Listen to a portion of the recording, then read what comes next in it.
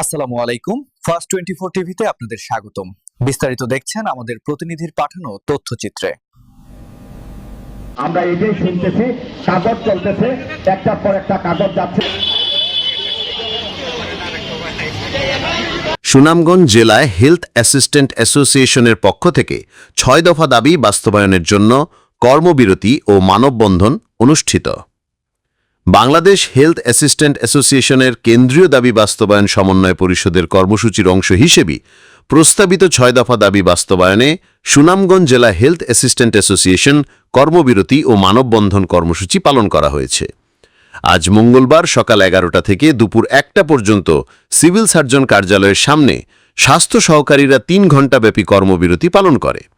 এই সময় স্বাস্থ্য সহকারীরা বলেন, আমাদের ভাগ্যের কোনো পরিবর্তন হয় না, তাই আমাদের নিয়োগ বিধি সংশোধন, শিক্ষাগত যোগ্যতা স্নাতক ও বিজ্ঞান সংযোগ ১৪তম গ্রেড প্রদান ও ইন সার্ভিস ডিপ্লোমা প্রশিক্ষণের মাধ্যমে টেকনিক্যাল পদমর্যাদা বেতন স্কেল ১১তম গ্রেডে উন্নীতকরণ সহ প্রস্তাবিত ৬ দফা দাবি বাস্তবায়নের লক্ষ্যে এই কর্মবিরতি সারা দেশে পালন করা হচ্ছে।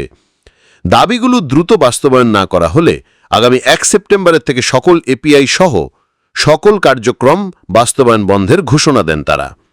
২৬,০০০ স্বাস্থ্য সহকারীদের ভবিষ্যতের কথা বিবেচনা করে বর্তমান সরকারের কাছে ৬ দফা দাবি বাস্তবায়নের অনুরোধ জানান তারা।